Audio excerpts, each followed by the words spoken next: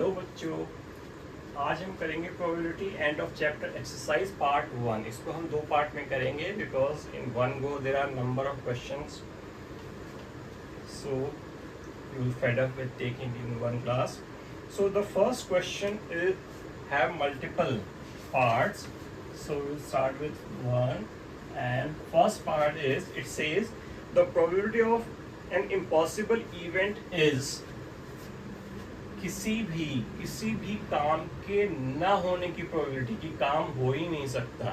ठीक है, हम ये कहें कि हम उड़ने लगें तो this is impossible, so probability of impossible event is 0, right, is 0।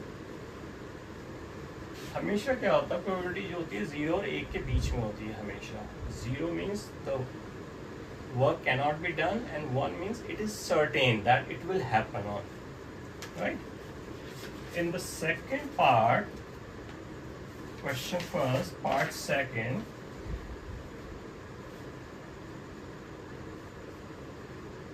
it says the set of all possible outcome of a random experiment is called, किसी भी काम के होने के जो आपके सारे के सारे सेट्स होते हैं, all outcome written over one place, that is called sample space, right. अभी हमने पिछले एक्सरसाइज में किया भी था। Sample space gives you the all event which can occur when any trial is being done, right. In the third part of question first, the probability of an event that is certain to happen, तो probability उसकी क्या होगी, 1। मैंने आपको अभी बताया, अगर कोई काम नहीं हो सकता तो उसकी probability हमेशा 0 होती है, अगर कोई काम certain होता है तो उसकी probability हमेशा 1 होती है। and in between you will find tossing a fair coin has a probability of getting heads।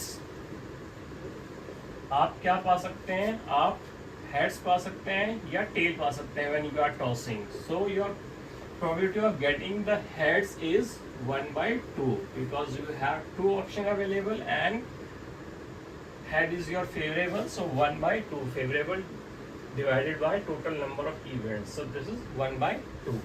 so question first gets over। in the second question it says in a survey of 15 students, so total number is equal to 15। ठीक है, favorable 15 students said to like football, so favorable 15।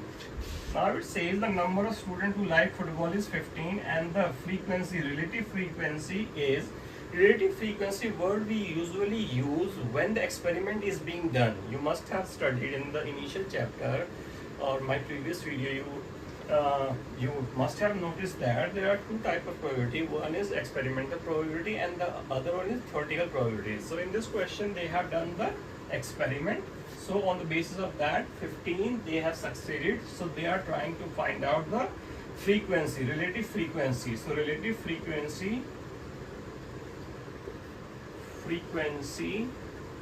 would be number of favorable divided by total number. अब हमें इसको decimal में या fraction में करना है, सो फ्रैक्शन में कर लेते हैं 3/10। So this is your answer 3/10। Now next question, question number 3, which of the following experiment had equal likely outcome and explain।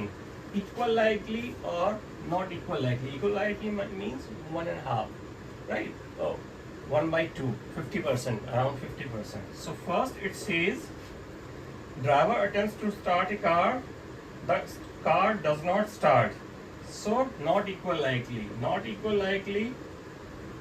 इसका रीजन क्या है, आपका जो कार स्टार्ट होने की चांसेस हैं वो इक्वल लाइकली नहीं होता है, क्योंकि there are number of external forces which can be applicable on in starting of a car, there are number of internal forces as well, so it is not a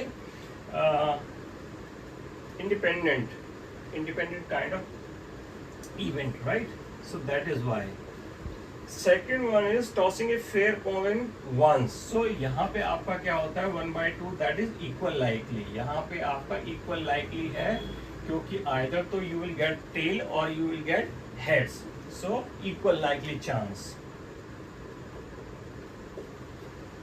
then rolling a fair die, rolling a fair die equal likely chance होते हैं। Equal likely किसी भी number के आने के, कोई भी number आ सकता है और हर नंबर के आने का जो चांस होता है 1/6 होता है, because there are 6 numbers which can count 1 2 3 4 5 6। Die में आपके 6 नंबर होते हैं, कोई भी आ सकता है, तो इक्वल लाइकली है, बट उनका चांस जो होता है 1/6 होता है। Then in the fourth part, choosing marble randomly from a bag that contains 3 red marbles and 7 blue marbles. So as far as marble collecting is concerned, you are collecting a marble from the bag, so that is equal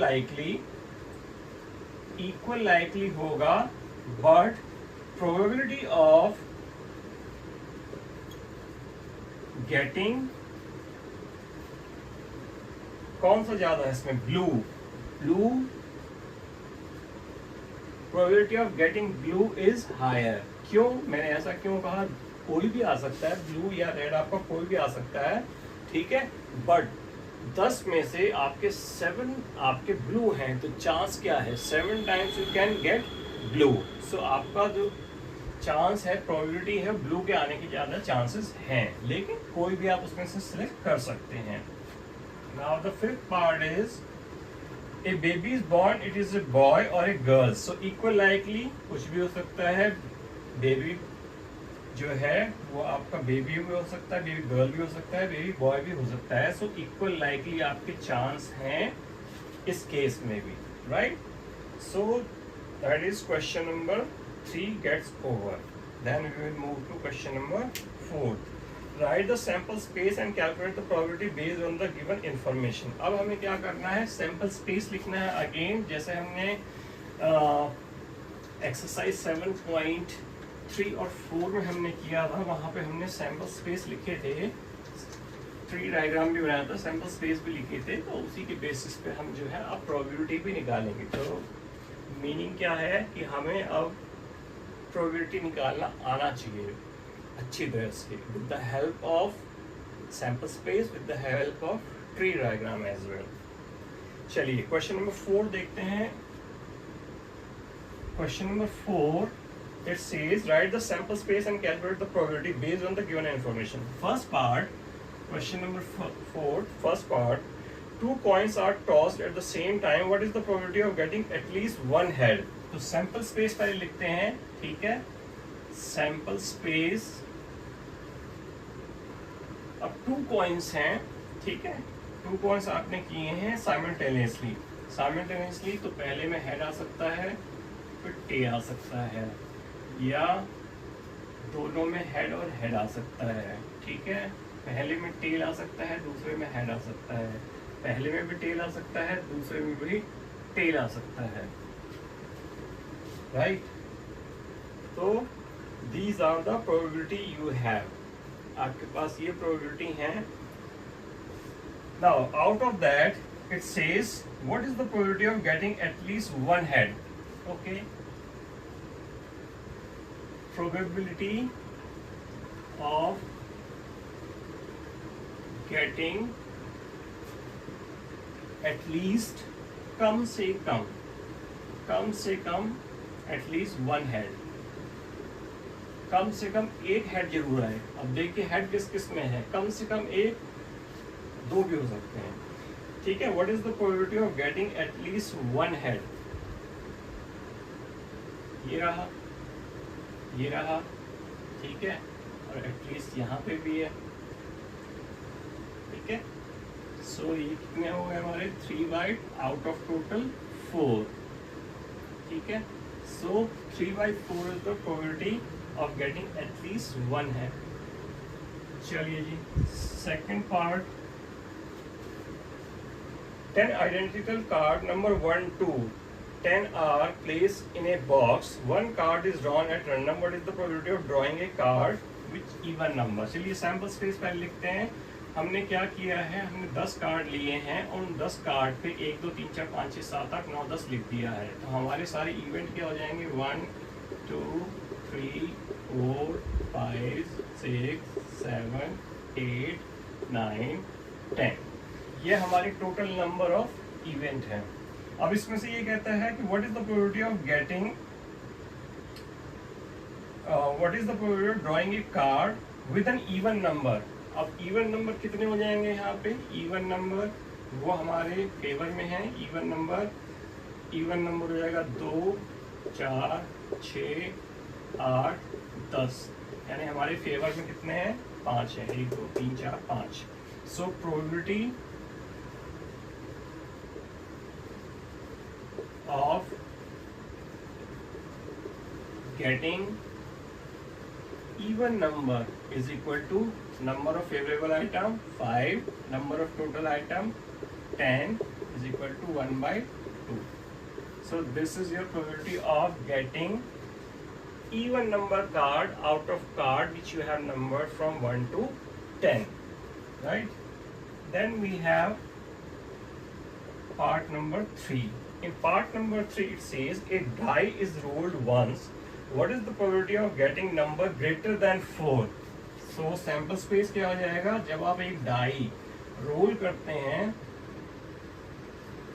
ठीक है, तो उसमें से कौन कौन से number आ सकते हैं, 1 आ सकता है, 2 आ सकता है, 3 आ सकता है, 4 आ सकता है, 5 आ सकता है, 6 आ सकता है ना। अब आपको लेने कौन से हैं, फेवरेबल नंबर हमारे कौन से हैं, ग्रेटर देन 4, ग्रेटर देन 4, यानी कि 4 इंक्लूड नहीं है, ग्रेटर देन 4 कौन हो गया, 5 and 6। So probability of getting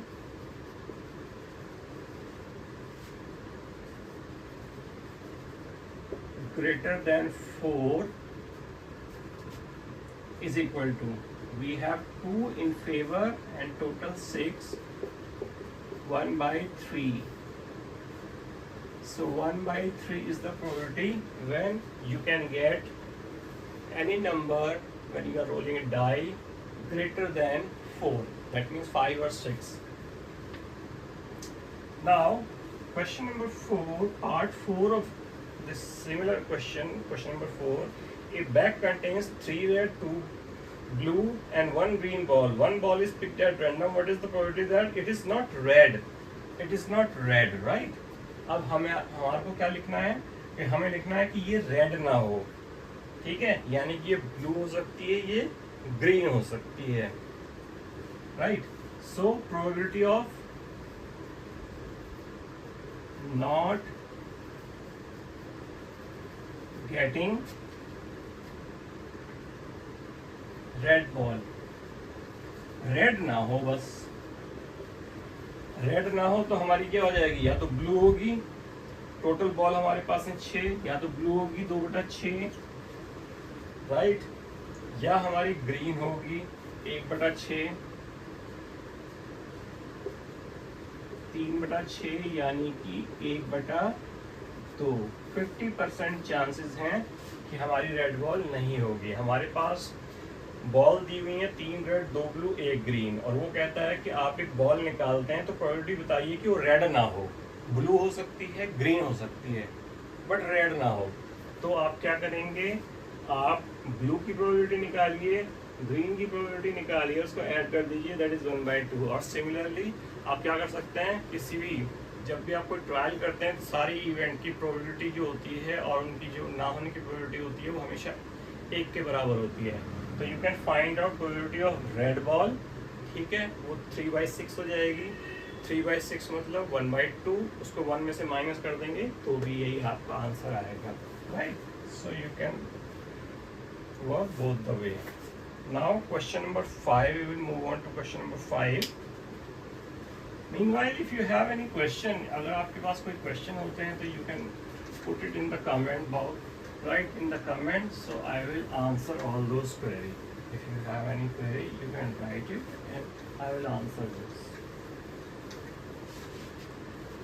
चलिए next question में हमारा जो है question number 5, it says a bag has 3 candles, three candies, sorry, strawberry, lemon and mint. One is picked at the random. What is the probability of picking a strawberry candy? So question number 5 में जो question है हमारे पास strawberry है, right? We have lemon and we have one more mint. So total we have 3. Now it is saying what is the probability of picking strawberry? Probability of picking strawberry candy is equal to, strawberry कितनी है 1 और total कितनी है 3. सो हमारी probability कितनी होगी strawberry चुनने की 1/3. सो सिंपल है, the number of favorable item divided by the total item. So that is 1/3. Now question number 6. It says, this is a different kind of question. A child has 2 shirts, 1 red, 1 blue, and 3 types of pants, jeans, khakis, and shorts. List out all possible combination of outfit consisting of 1 shirt and 1 pair of pants. Display your answer in a table format. So what I am doing, यहाँ पे आपको दिया हुआ है कि आपके पास एक red और एक ब्लू शर्ट है और 3 प्रकार के आपके पास पैंट हैं, तो कौन कौन से कॉम्बिनेशन हो सकते हैं वो एक टेबल में आपको शो करना है. सो रादर हम फर्स्ट पहले क्या करते हैं, ट्री डायग्राम बनाते हैं, उसके बेसिस पे हम क्या करेंगे. देखिए पैंट जो है हमारी पैंट, सॉरी पहले हमारी शर्ट्स हैं, शर्ट्स. सो पहले हमारे को दिया होगा red, either we will wear red और we will wear blue. इन दोनों में से एक करेंगे. इसके साथ हम कोई भी पैंट पहन सकते हैं. So we have 3 available, jeans, khakis and short. Jeans, khakis और शॉर्ट. ठीक है, अगर आपने रेड प्रेफर किया. अगर आप ब्लू प्रेफर करते हैं तो again we have 3 types, jeans, khakis और शॉर्ट. अब आप क्या कर सकते हैं, इसकी टेबल बना सकते हैं, right.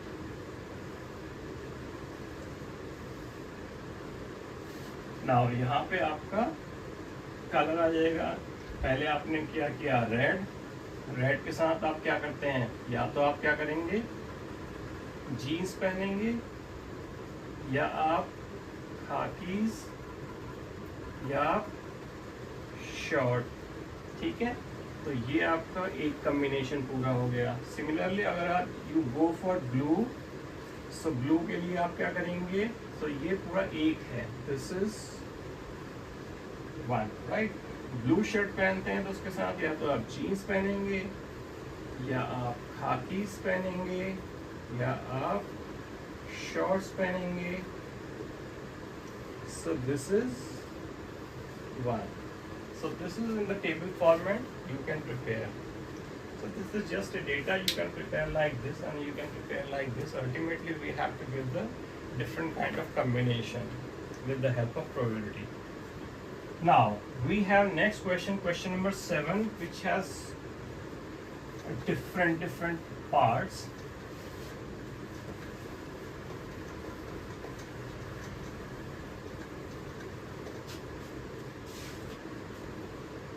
A tire company records distance before replacement in 1000 cases. अब इसमें एक टायर कंपनी दी हुई है जो कि क्या करती है, 1000 केसेस उनके दिए हुए हैं जिसमें वो रिप्लेस करते हैं टायर. ठीक है, तो किस किस डिस्टेंस पे वो कितने उनके नंबर ऑफ टायर रिप्लेस करने पड़ते हैं. लेस देन 4000 में उनको 20 टायर्स को रिप्लेस करना पड़ता है. 4000 से 9000, 4001 to 9000 they have to replace 210 tires. 9001 to 14000 they have to replace 325, and more than 14000 they have to replace 445. So the first question it says, so information has been given. So first part it says find the probability that a randomly chosen tire lasts less than 4000. अब आपको 1000 tyre दिए हुए हैं, आप कैसे पता लगाओगे क्या प्रोबेबिलिटी है कि वो 4000 कम से ही पहले रिप्लेस करना पड़ जाता है. ठीक है, so probability of probability of replacing tire before 4000. कितने केसेस होते हैं हमारे? 20 केसेस होते हैं, और हमारे टोटल केसेस कितने दिए हुए हैं? 1000 केसेस. तो ये कितना हो गया आपका? 0.2%, राइट. ये आपका है 20 केसेस, 20 टायर आपको बदलने पड़ते हैं 1000 में से. तो ये प्रोबेबिलिटी है आपकी कि कितने जो है 4000 किलोमीटर से पहले ही बदलने पड़ते हैं. The second one is between 4000 to 14000. अब प्रोबेबिलिटी हमें निकालनी है probability of replacing tyre between 4001 to 9000. तो हमारे कितने केसेस होते हैं? हमारे केसेस होते हैं 201, 210, और टोटल केसेस है 10,000. सो ये कितना आ जाएगा आपका?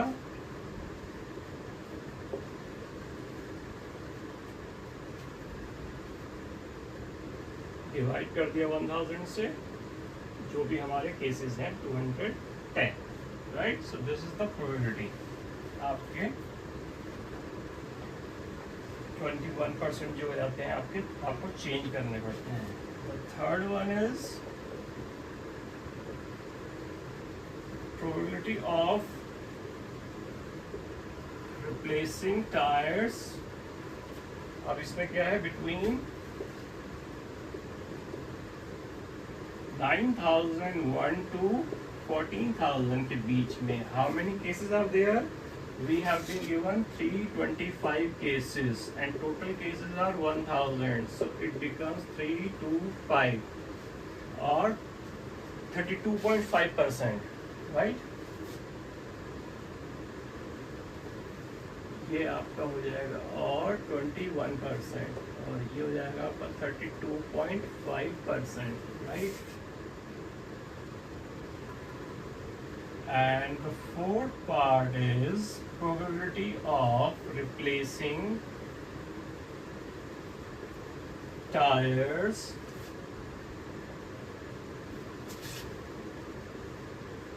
more than 14,000. इसमें बाकी जितने भी केसेस हैं, यानी कि 445, total number of cases 1000, so it is 445, or we can say 44.5% you have to change. So this is the way in this question you have to find the probability, right. चलिए, अब next question है आपका question number 7 था.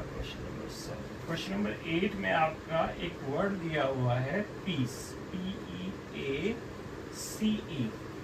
ठीक है, ये हमारा sample space भी हो गया. PEACE, that is 5 alphabet are placed in a card. Leela draws a card without looking. अब इसमें एक एक कार्ड पे PEAC लिख दिया है, और लीला क्या करती है? कार्ड निकालती है. What is the probability that it is A PE और C?